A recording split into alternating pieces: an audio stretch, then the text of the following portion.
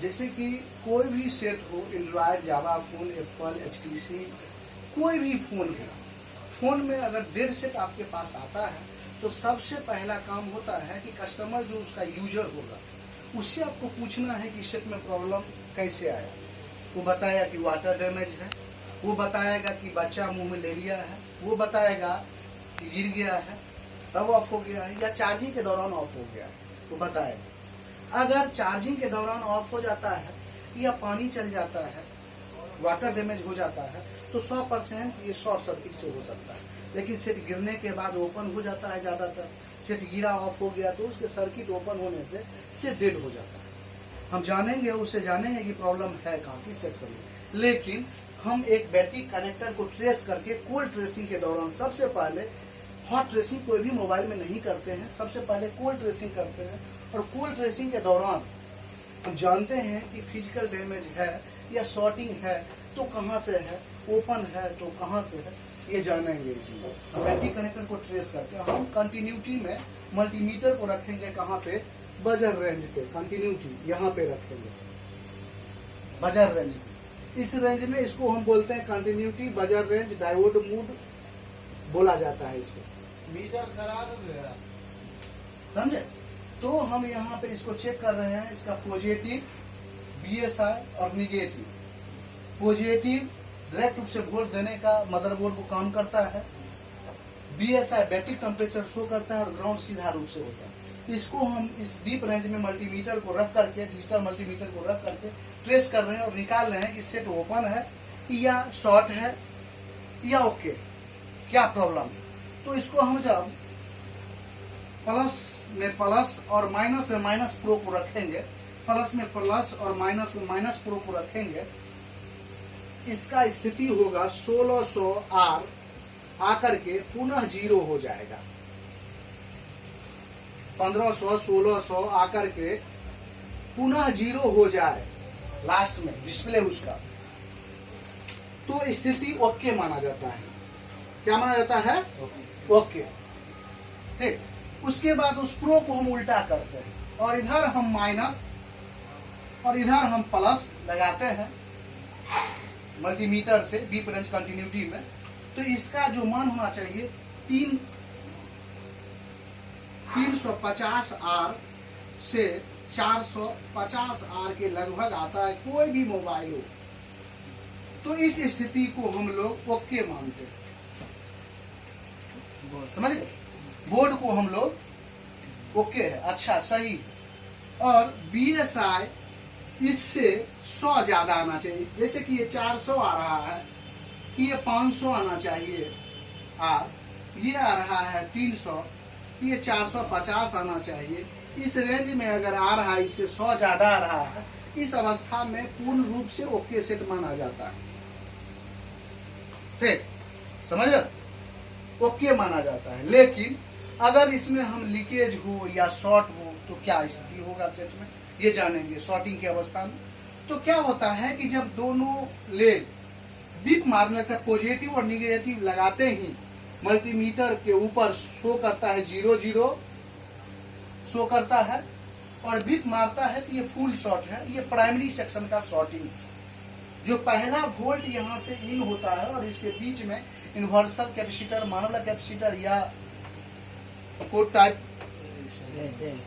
Capacitor जो भी parallel रूप से लगा होगा इसमें परिपथ में, जो प्राइमरी वोल्ट जाएगा वहां शॉर्टिंग हुआ जब ये दोनों पोल बीप रेंज आता है। तो अगर ये दोनों तरफ से अगर चलता है, दोनों तरफ से चलने का मतलब हुआ कि ये स्थिति नहीं हो करके यहाँ 700 का स्थिति आए और इधर भी चेक करे, इससे उल्टा भी चेक करे कि ये स्थिति कम हो जाए, 250 आए, तो ये स्थिति हाफ शॉर्टिंग का है। कितना, कौन सा शॉर्टिंग है? Half shorting. और ये बीप अगर मार दिया कि ये फुल शॉर्टिंग, दोनों साइड बीप मार दो फुल। हाँ, लेकिन सर हाफ शॉर्टिंग बताए, हाफ शॉर्टिंग बताए, लेकिन सर इसमें हमको हाफ शॉर्टिंग ये है तो ओपन कैसे जानेंगे सर? हम फुल शॉर्टिंग जाने, बीप अगर आता है दोनों पोल पॉजिटिव और निगेटिव तो फुल शॉर्ट है, वो प्राइमरी सेक्शन में है। अगर ये दोनों तरफ से चल रहा है कुछ ना कुछ 700 600 500 चल रहा है 00 ये स्थिति नहीं आता है, तो हो सकता है कि सेट में सेकेंडरी सेक्शन में फुल शॉर्टिंग हो, लेकिन यहाँ पे आपको हाफ शॉर्टिंग बताएगा। लेकिन सेकेंडरी सेक्शन में शॉर्टिंग है, फुल शॉर्टिंग है, लेकिन सेट ओपन कैसे जानेंगे कि सेट ओपन कैसे है सर? सेट ओपन कब होता है? जब मान लीजिए कि इस पे सटाई कुछ नहीं मान आया, ये चलना चाहिए, स्थिति होना चाहिए, ये नहीं चला, कोई एक लेग यहाँ से छोड़ दिया तो क्या होगा? ओपन हो जाएगा। या ये प्राइमरी सेक्शन में ओपन होगा तो यहाँ कुछ नहीं आएगा। अगर सेकेंडरी सेक्शन में ओपन होगा, या रैम ओपन हो जाए, या पावर आईसी ओपन हो जाए, या आपको सीपीयू ओपन हो जाए, तो क्या वैल्यू यहाँ शो करेगा? यहाँ वैल्यू हाई शो करेगा।